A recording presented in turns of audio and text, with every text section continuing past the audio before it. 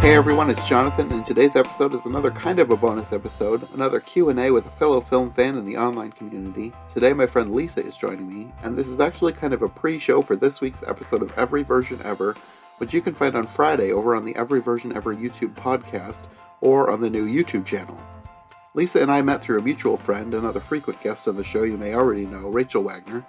Lisa and I co-hosted an episode of Rachel's Hallmarkies podcast, which we'll talk about a bit later, but I knew Lisa was into a lot of the same kind of classic literature I liked, so when I decided that Little Women was going to be one of the first topics for this season of Every Version Ever, I knew I wanted her to be a guest on the show. But of course, since I'd never had her on the podcast before, I had to do a Q&A first. So before we get into an obscure 1970s miniseries, we talked a bit about her favorite movies and TV, which includes everything from horror movies to Hallmark films.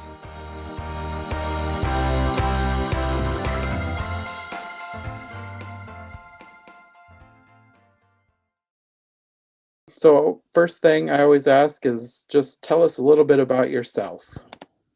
So I am Lisa, and let's see. It started on a stormy night in '78. No, I'm just kidding. I am in my day job, I'm a graphic designer for a commercial real estate company, and in my off time, I watch a lot of Hallmark and I read a lot of books. And when it's the right season, I'll watch a lot of sports, and that's pretty much me. I've got 2 kids, married, from Texas. Now I live in New England, and I'm still not used to the cold. And that's pretty much it. Yeah, I'm from Iowa, and it's been pretty cold here recently. Yeah, it'll be 7 years that I've moved here in June, and I'm still not used to it. I mean, no, I'm still not used to it. It's Yeah, I'd ridiculous. probably feel similarly if I moved south, but maybe in a better way because I wouldn't freeze to death. Oh my gosh. It Well, would be weird, but it'd probably be nice. it does make me laugh though when it's summer here, because people up here think that like 80 degrees is super hot, and I'm just like, well, not really, but it does make me laugh. It's kind of reverse roles, but man, the winter, whoo, it's a lot. Yeah, I can imagine. I have an uncle from up that way, and my dad and all his side of the family moved to the US from Canada, so I've heard lots of stories about terrible winters. Oh my gosh, yeah. And when we had a blizzard here, it was a couple weeks ago, we ended up telling the kids, because we do family movie nights every Friday night. And so we watched Storm of the Century because I was like, oh, it's blizzarding. And why not? Why don't we throw some creepy Stephen King with a blizzard where they take kids? Yeah, it sounds good. Yeah, there was one time, I think it was either 2007 or 2008, we had a snowstorm that dumped so much snow that we were snowed in for 3 days. Like a plow couldn't even get through to our road because we live out in the country. They had Yeah. to get this giant machine to come down our road that had giant blades. And there's Oh, one part wow. where the it had blown over, like drifted so high that once the plow with the modified plow, I don't know what it was, the giant equipment came through, you could just look up Oh my like a wall gosh. of snow in some places. Yeah, that no. was that was the worst winter I've ever seen. It was like we were living through one of my dad's stories of a kid being a kid in Canada. Yeah, no, that's not for me. No, thank you. So we kind of met through Hallmark stuff. And Yes. like I edit Rachel's podcast, which you sometimes are on, and we ended up Yes. doing a podcast together about a Hallmark movie about a pandemic last year. Which was amazing. I still think about that movie, and I'm still like, yes, it's still one of my favorites, surprisingly. It's such a random thing to have Hallmark make a movie about, but it was fun to do a weird Hallmark movie podcast about a pandemic. It's not something Yes. that they do much anymore of. People don't believe me when I tell them. I'm like, no, you have to see it. And it's on Amazon Prime. And I'm like, you have to see it. You have to set aside your afternoon and watch this, because the parallels to what we're currently going through, I'm like, y'all have to watch it. Yeah, it was kind of weird. And we did that like almost right at the beginning of the pandemic, and things kept happening, and I would think like, this is kind of like that movie. Yes. Oh, it was very creepy. Yeah. So any listeners that have not seen it, please check it out. The Pandemic. It's from Hallmark Channel. It's a miniseries and it's as awesome as it sounds. It's got French Stewart. I mean, hello. Hello. So was watching and reviewing Hallmark movies kind of like your foray into the world of like YouTube podcast stuff online? Um, Sort of. My husband and I actually had a very short-lived podcast a couple of years ago. We'd been wanting to do something together for a while. He has friends that are in the movie world, mostly script writing and whatnot. And so they had done a couple of things together, and we just kept saying, well, let's do something. And we did. But then he got into grad school, and that pretty much took every bit of Mm. free time for him. And of course, I needed to do more to help balance out everything. So we just kind of let it die out. And so when Rachel invited me to be on the Hallmarkies podcast for a couple of, a few episodes, I was like, yes, because I really did. I had fun. I loved putting together the episodes that my husband and I did, and I kind of missed it. And so, Mm-hmm. yeah, I love this medium. Mm-hmm. I think this is fantastic. I love YouTube, but I'm not a YouTuber because I don't enjoy seeing myself on camera. Yeah, I But started with doing YouTube, but the more I've gotten into podcasting, the more I much prefer podcasting. I don't have to prep as much because I mean, yes, the show notes are the same, the editing and all that. But I don't have to make sure that what's behind me is okay. I don't have to make sure that I look a certain way. I can just be in my pajamas. So yes, I prefer podcasting. Well, do you mind if this is a video? Because Oh no, it's fine. what's behind you is kind of interesting. There's Yeah, I, there's a I skeleton. I usually tell people ahead of time that's not a real dead body. So this is actually where my husband works during the day. With being in quarantine, we've been working a lot from home, and I use an upstairs room, Hmm. and he is in the basement. And you can't see it, but on the other side is the movie part where we have our big screen, and we have a wall of movies on this side and another wall of movies, and then some film book. Like it's basically this is like the movie floor. Hmm. And so these are those chairs behind me. Those are original seats from the original Alamo Draft House in Austin. When they tore it down, they let Hmm. people that used to frequent there come and buy stuff. And so we bought a set, and then our skeleton wearing a Freddy Krueger shirt, and then just a bunch of horror stuff. My husband's a huge horror fan, so the entire basement is just basically horror themed. There's tons of, you can't see them right now, but there's tons of Jasons looking at me. This other side. Yeah. So, horror and Hallmark is kind of an interesting combination. Yeah, Do you enjoy the horror too, or is that more his thing? it's I enjoy it, but not on his level because I enjoy like the big blockbuster horrors. I Hmm. enjoy there's a segment that I enjoy. I like zombie movies and I like slasher thrillers, but the older ones. But my husband will find I mean, he and his friends will watch stuff I've never heard of. It's on some of them, it's like you can only find it on VHS. So of course now we have like 3 VHS players in the house, and some it's that level, and I don't Hmm. get to that level. I enjoy horror, but not to the level that he does. Yeah. I don't usually enjoy horror myself because I want a movie that has a good ending, and there's hardly any horror movies that have good endings. Yeah, so it's interesting. A lot of his friends, they write, it's basically horror. That's all they just talk about. They just love it. So I'm like, okay. And I stay upstairs in my Hallmark world. And then every once in a while I'll come downstairs and enjoy some horror, but it's fine. So, do you have, I mean, in either Hallmark or beyond that, like what kind of movies do you really like? Do you have any favorites? Yeah, I love Hallmark just for the accessibility. I can throw it on at any time and I can just have something on in the background and I can just do whatever. I mean, yes, I enjoy the premieres and stuff, but in general, I just, I like the aesthetic of a Hmm. Hallmark movie. But outside of that, I love costume dramas. I'm a sucker for a costume drama, you know. I enjoy what my husband and I call quiet movies, Hmm. just very, subtle, very quiet movies. Um, One of my favorite movies when people just ask like what kind of, because I do like a lot of comedy, but not in your face comedy. So one of my favorite movies is probably like ever is State and Maine. I love that movie. I think Um, I've heard of it. and Major League. That's probably my two favorite movies are State and Maine and Major League. It's bizarre. Yeah, I know, but um, that's yeah, those are pretty much my go-tos.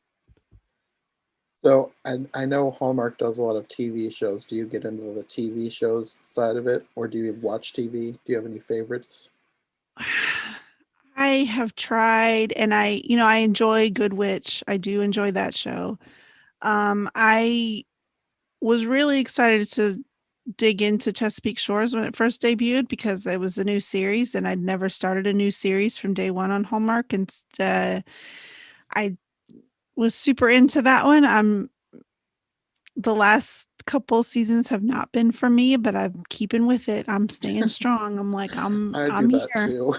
Yeah, I'm here, and but the other ones I've tried to watch When Calls the Heart. No offense, Hardy's. I've tried. It's not for me. I've tried I didn't watch Cedar Cove. Eh, I like the mysteries though. I do like the mystery series that they put out a lot. Do you have favorite TV shows beyond the Hallmark world? It's funny, I don't generally watch a lot of primetime TV. For the most part, before the pandemic, anytime I was watching live TV, it was for sports. Hmm. Other than that, I'm just mainly a movie person. But since we've gone into quarantine, I've caught up on so many shows that have been like people's like, oh my gosh, you had to see it. Like, but from long ago, like I finally watched Lost. I mean, yeah, that's how far behind I am. And so I've been trying to catch up. And so I've almost finished Lost. I've got like the rest of the last season to finish. And then I watched Community. I watched Brooklyn Nine-Nine all the way through, like to where it is. Like all these shows that people are like, you Hmm. never, no, I didn't watch it. I'm sorry, I didn't. I didn't. But now I am. Now I'm catching up. So, Hmm. oh, and Mandalorian, I did watch that. That was good. Yeah, I love Yeah. Mandalorian. Yeah. But Lost is still one of my favorite shows to this day. I love Lost See, so I have to much. finish. I'm so close to finishing, but I've been watching with one of my kids, and they come in. It comes in waves, and so I'm Hmm. waiting for them to get the bug again so we can finish it. I'm like, yeah, Brooklyn Nine-Nine is another one of my current favorites. I'm not caught up though. I kind of got off it for a little while, and then it's one of those things where I didn't start at the beginning. I started trying to catch up, and then it got canceled. And for some reason, when a show gets canceled, I sometimes I don't ever finish it because I'm like, I don't want this to just end. Because yeah, I've had too many shows I've loved where it just ends like on a cliffhanger or something, and I'm like, I can't stand that. So I kind of got away from it, and then it got uncanceled, and right. now it's sort of canceled again, but they're going to actually give it an ending. So I'm trying to catch up. I think I've got a season to go to catch up. Yeah, we never, I'd heard about it forever, and I was just like, coming back every week just sounds exhausting. So I just don't get into primetime TV. And then I know I miss out on a lot of conversations. I'm just now like, oh, I should probably watch WandaVision. I've been you watching know, that every week. yeah, I'm on episode 4. So it just got interesting. I'm like, okay, now I know what everybody's talking about. Sure. Yeah. Yeah, that's a good one. I think Marvel's doing great. I'm excited to see what they do for more series in the future. Yeah.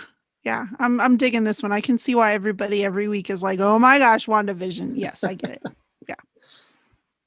So this podcast is sort of a fusion of books and TV. So do you have favorite books? Like I'm sure you must like Little Women since you wanted to come on and talk about Little Women. So, do you Yes. have favorite classic books or books that you're reading now, or what kind of books do you like?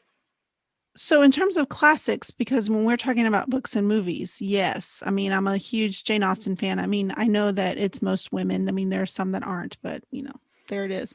And staying in that kind of genre, I will watch a Jane Eyre adaptation on you. I will watch that for usually like when it's colder. I don't really watch them in the spring, but yes, I love all of those.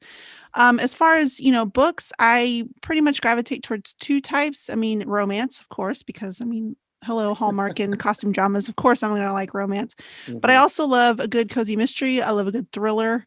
I love a good just mystery series in general. So those are the two main genres that I gravitate towards, and occasionally some sci-fi, some fantasy, Hmm. usually like through recommendations from other people saying you really have to check this out, and I'm like, oh, okay, and then I love it. So but yeah, that's pretty much my wheelhouse. Do you watch any animation? I don't, and I Okay. feel like I'm missing out on a lot. You know I feel like because of course, well, I shouldn't say that because my kids like, they're older now. They'll be 13, and so they've kind of, I don't want to watch that. I'm too cool for that, bleh. But for a long time, having them grow up, we watched all kinds of animation, but it was mostly mainstream stuff, stuff that was in theaters, anything Disney, Pixar, whatever. I know there's a whole world out there, and just like TV, there's a whole world out there that I just am like, I'll never catch up. Hmm. Yeah, animation is one of my favorite things, and I kind of want to do like an animation focused podcast, but I have so many things going on that it's kind of one of the things I put on the back burner. But I always like talking about animation if somebody else has an interest too.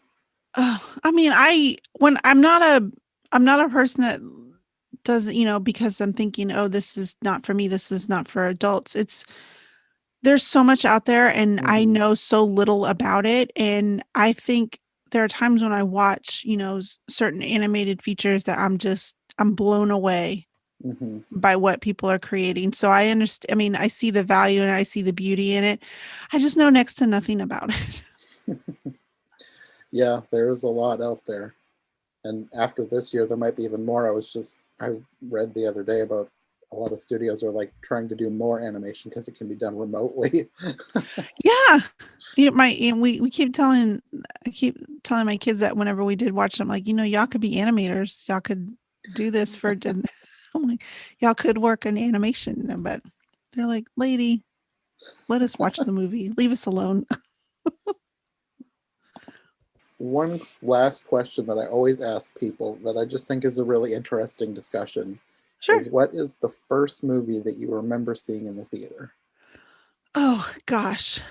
Now I know for a fact that I went to see um Fievel, an American Tail, Hmm. with the actual stuffed animal because my mom tells me that story all the time. I don't remember the actual, like, I don't remember in theater. The one that I actually remember, the actual movie is Back to the Future. I saw that in the theater, and that was Hmm. the first one I remember. Okay. Yeah. Yeah. I haven't thought about Five in a long time. I remember loving that movie as a kid. I have not seen it since I was a kid, though. Well, I had the big giant stuffed animal and I took it with me to the theater. And I remember specifically that the ushers were just like, oh, God, another freaking Five-O doll in here because they were like, yeah, everybody's been bringing them. I'm like, oh, sorry. I mean, I'm a kid, leave me alone. But my mom tells me that story all the time. But I don't remember anything like I've seen it since then because I've let my kids watch it. But the only one I remember specifically going because my parents didn't go to the theater a lot. We didn't go a lot as kids. Like we didn't go Hmm. in there. But I remember for one treat, we went for Back to the Future. And I was like, oh my gosh, this is the best thing ever. I need to see that again, too. I haven't seen that in years. Yeah. Well, of course, and I was at the age where, everything was Michael J. Fox, because it was right in Hmm. his big, heyday, and I just thought, well, obviously we're going to get married, so I got to go see the movie because that's obviously my future husband, so it only makes sense, but yeah. Okay, so I think we'll end this here and then we're going to move over to the other podcast. But for people who are listening to iHeart Movies, do you want to let them know where they can find more of you? Sure, you can find me, my personal account on Twitter and Instagram at Lisa Faye Co. That's Lisa Faye Co. And that's a hodgepodge of everything. But I do have a books versus movies podcast that's centered around the Hallmark universe. If that interests anybody, where we read a book and watch the Hallmark movie adaptation and discuss which was better, and that is at Which Was Better. So the website is whichwasbetter.com and Twitter and Instagram at Which Was Better. Okay. Well, if you want to watch or listen to more of Lisa talking books and movies, you can check her out over there. Okay, well, we're going to move over to Every Version Ever and talk about Little Women, so I guess we'll see you there.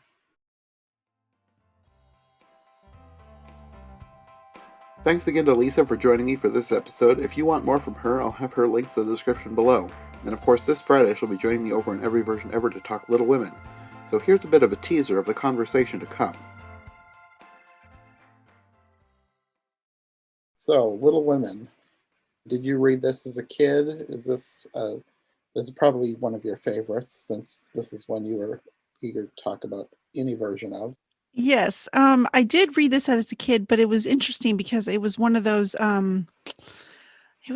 sets that you just buy books for your kids, and that would be like a random set, and I still Mhm. have it actually. And as I got older, I realized it was an abridged version. So I never, as a kid, I Mm. thought, oh, I've read Little Women, and it turned out I had, but not the full, little. It was like this Mhm. illustrated kids, like you I buy it wonder if we like had the same set of books, it was because blue. I had a set of books. That this the reason that I have a lot of favorites in like old classics is because I had a big set of abridged classics, and Yeah. I knew they were abridged as a kid, but I didn't really care because they were shorter and fun to read, and they all had pictures. I wonder if we might have had a similar set. Oh, that's interesting. Yeah, it's I don't even know where my parents got them from, but as a kid, I just thought, okay, I didn't really pay attention, and maybe I just didn't understand what abridged was, because I was like, Hmm. oh, and it was that Pride and Prejudice, and I think Black Stallion or something, and maybe a fourth one, but those are the three I still own. And so as I got older and I started trying to reread some classics from from my youth, I actually got Little Women on audiobook so I could listen to it, because, it Hmm. can the full version, is quite long. So Very long, that was yes. that's when I really truly think that I quote unquote read the book. I mean, yes, I know. Hmm. And so I'm going to confess something right now. I've seen enough of these versions, and between the versions I've watched, the adaptations I've read, I'm just sometimes I have to stop and be like, was this in the movie or was this in the book? Or wait, was this in the Crazy Kids version that it takes me a minute sometimes because I've seen so many. Hmm. I've seen so many of these. I have to take a minute and figure out which one I'm thinking of. Or maybe I just made it up. I don't know. Sometimes it all jumbles together for me. Yeah, I recently reread. I listened to audiobook for this. It was the first time since I was a kid, probably. So it's a little more fresh in my mind. But yeah, I know what you mean about things getting jumbled up in your head, trying to remember which version, or was this from the book, or yeah, because everything is Yeah. just like slightly different. You got to try and keep it straight. Yes. Yeah. So, do you have a favorite version?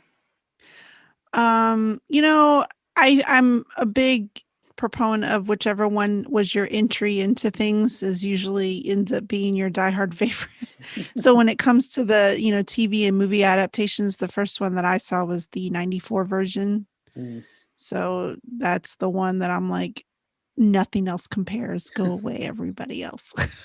I wondered. That one's like frequently cited as a favorite. Yes. But I have seen the new one. I've seen, I think I've seen in total maybe four or five. So, I mean, I know there's a ton out there. Yeah. I do love the 94 version. The new one gave me a lot to think about. And the miniseries that we just watched also gave me a lot to think about. So I don't know, 94 might be in trouble.